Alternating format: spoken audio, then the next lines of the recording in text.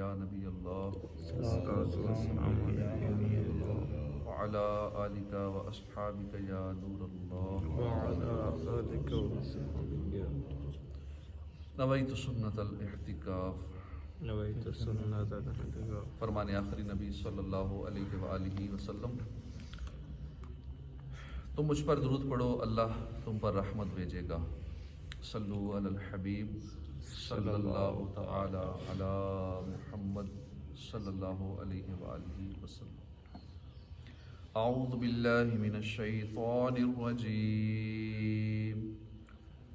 بسم اللہ الرحمن الرحیم۔ وَلِسُلَيْمَانَ الرِّيحَ عَاصِفَةً تَجْرِي بِأَمْرِهِ إِلَى الْأَرْضِ الَّتِي بَارَكْنَا فِيهَا وَكُنَّا بِكُلِّ شَيْءٍ عَالِمِينَ۔ وَمِنَ الشَّيَاطِينِ مَن يَغُوصُونَ لَهُ وَيَعْمَلُونَ عَمَلًا دُونَ ذَلِكَ وَكُنَّا لَهُمْ حَافِظِينَ۔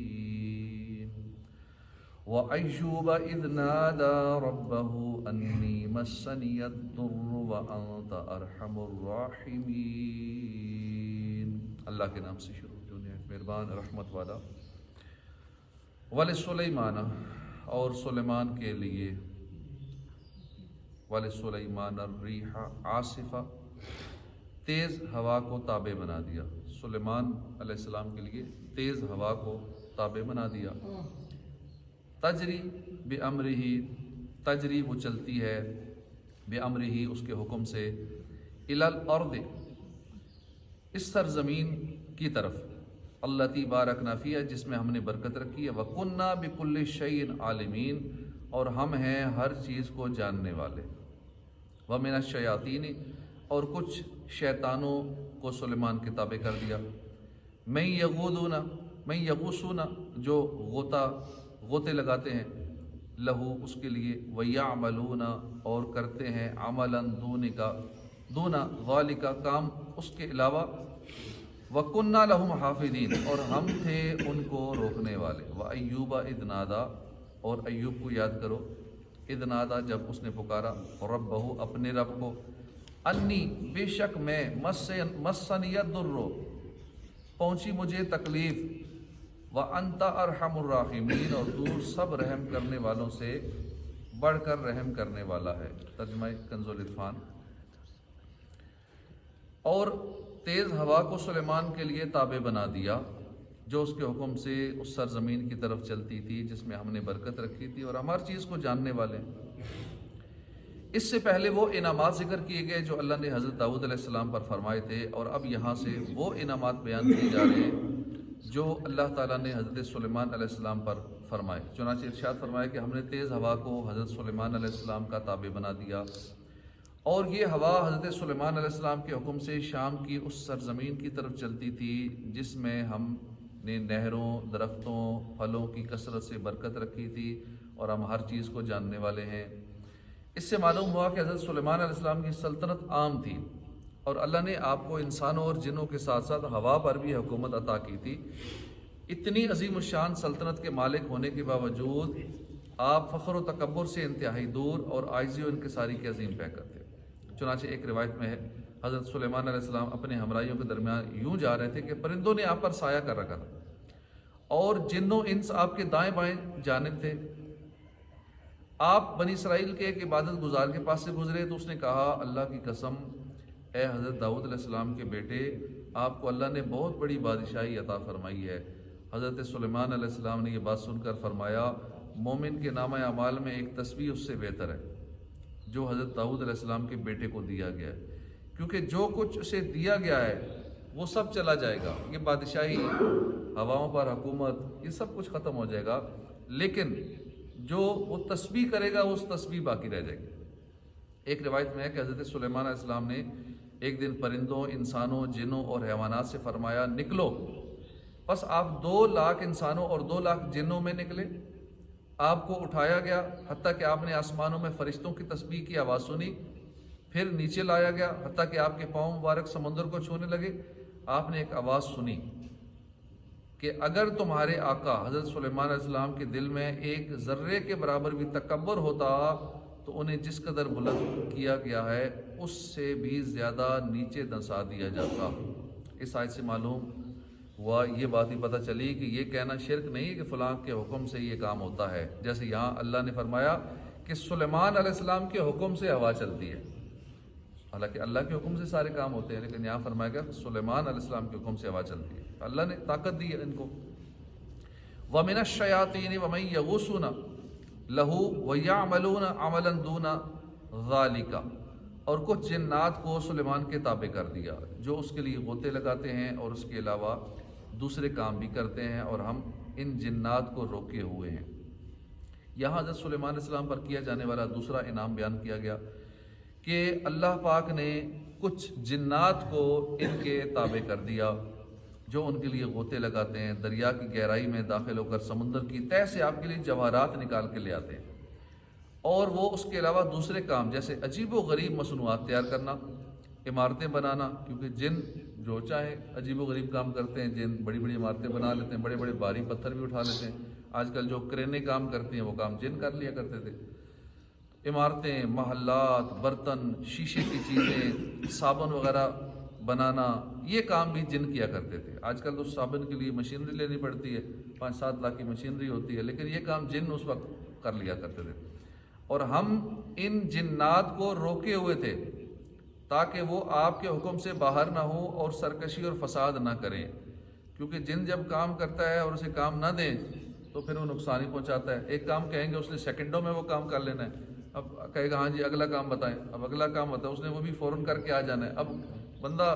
تھک جائے گا کام بتا کے،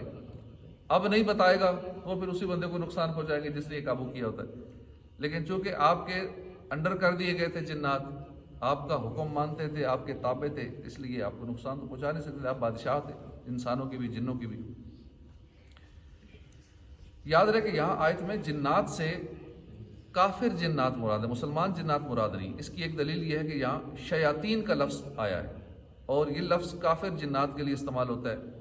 دوسری دلیل یہ ہے کہ اللہ نے ارشاد فرمایا کہ ہم ان جنات کو روکے ہوئے تھے تاکہ وہ حضرت سلیمان علیہ السلام کے حکم کی خلاف ورزی اور فساد نہ کریں۔ یہ بات کفار کی حالت کے مطابق ہے۔ علامہ اسماعیل حقی نے اپنی مشہور کتاب تفسیر روح البیان میں اس مقام پر بہت پیارا کلام نقل فرمایا۔ اس کا خلاصہ یہ ہے کہ اللہ نے حضرت داؤد علیہ السلام کے لیے پہاڑوں کو، پرندوں کو، لوہے کو، پتھروں کو مسخر کیا، سلیمان علیہ السلام کے لیے ہوا، جن، شیاطین، حیوانات، پرندے، معدنیات، نباتات اور سورج کو مسخر کیا،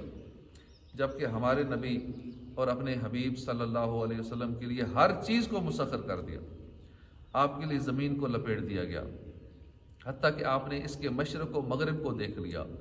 آپ کی خاطر پوری زمین کو مسجد اور پاکی حاصل کرنے کا ذریعہ بنا دیا گیا۔ زمین کے خزانوں کی چابیاں آپ کو عطا کر دی گئیں۔ آپ کی انگلیوں سے پانی کے چشمے جاری ہوئے، درخت آپ پر سلام بھیجتے، درخت آپ کا اشارہ پاتے ہیں، اپنی جگہ سے اکھڑ کر آپ کی بارگاہ میں حاضر ہو جاتے ہیں اور آپ کا اشارہ پا کر اپنی جگہ پر واپس لوٹ جاتے ہیں۔ جانور آپ کے ساتھ کلام کرتے ہیں اور آپ کی نبوت کی گواہی دیتے ہیں۔ آپ کی انگلی کے اشارے سے چاند 2 ٹکڑے ہو گیا، ڈوبا ہوا سورج آپ کا اشارہ پا کر پلٹ آیا، براق کو آپ کے لیے مسخر کر دیا گیا۔ 7 آسمانوں، جنت اور عرش و کرسی کو آپ نے عبور کیا، حتیٰ کہ 2 ہاتھ یا اس سے بھی کم فاصلے کے مقام پر فائز ہوئے۔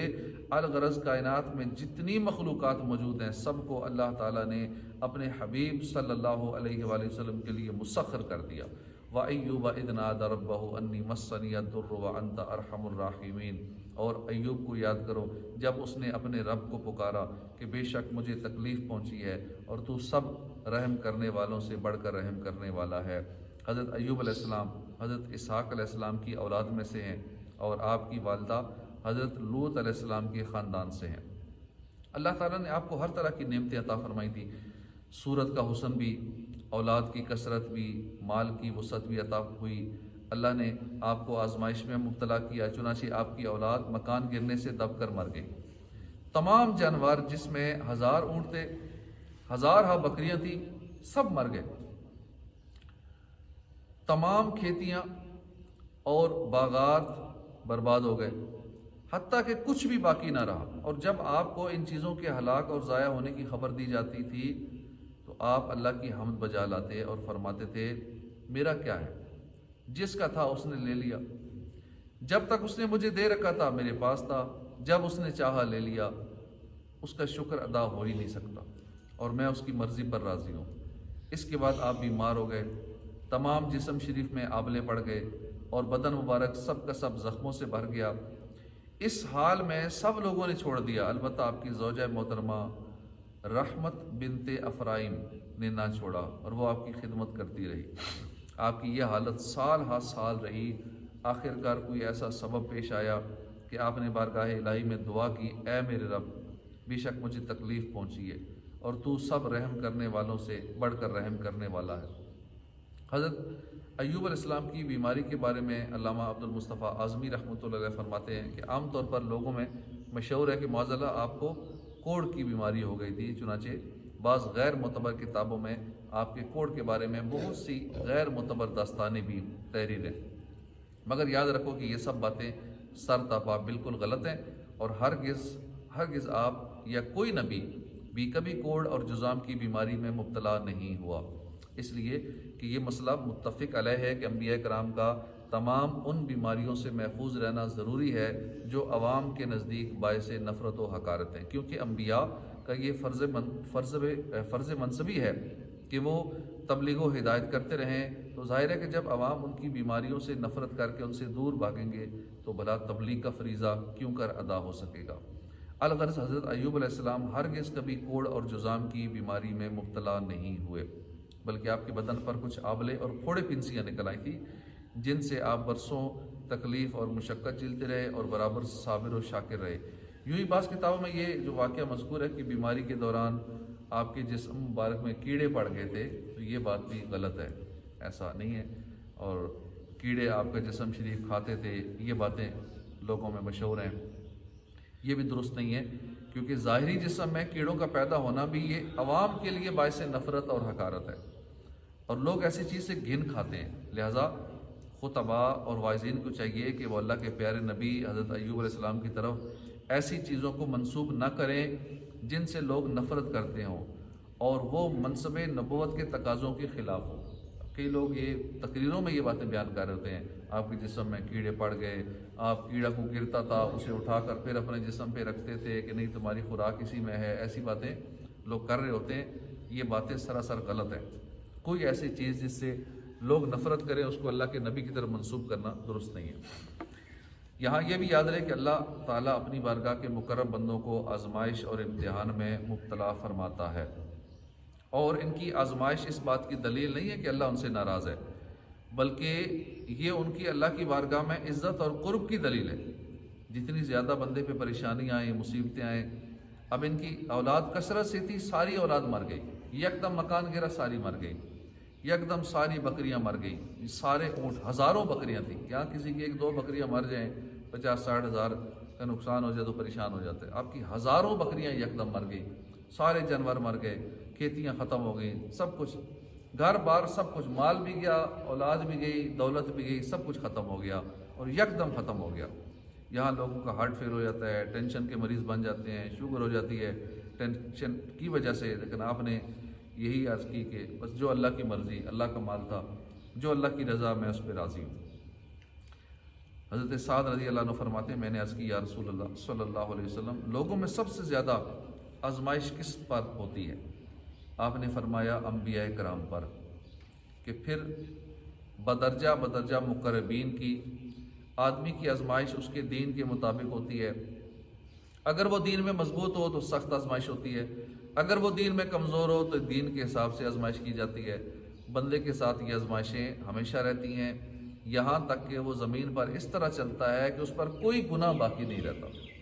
مسلمان پر کوئی مصیبت آتی ہے، پریشانی آتی ہے، اس کے گناہ معاف ہو جاتے ہیں، ایک کانٹا بھی چبھتا ہے، ذرا سی تکلیف ہوتی ہے، سر درد ہوتا ہے، اللہ پاک اس کی وجہ سے اس کے گناہ معاف کر دیتا ہے۔ تو اس لیے پریشانی میں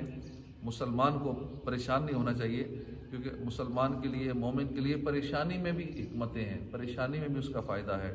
حضرت انس رضی اللہ عنہ سے روایت ہے، حضور اقدس صلی اللہ علیہ وسلم نے فرمایا بڑا ثواب بڑی مصیبت کے ساتھ ہے،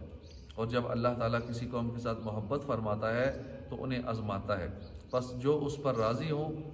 اس کے لیے اللہ کی رضا ہے، جو ناراض ہو اس کے لیے ناراضی ہے۔ حضرت ایوب علیہ السلام نے اللہ کی بارگاہ میں جیسے دعا کی، اس سے 3 باتیں معلوم ہوئی کہ آپ کی دعا کے الفاظ سے معلوم ہوتا ہے کہ اللہ کی بارگاہ میں اپنی حاجت پیش کرنا بھی دعا ہے،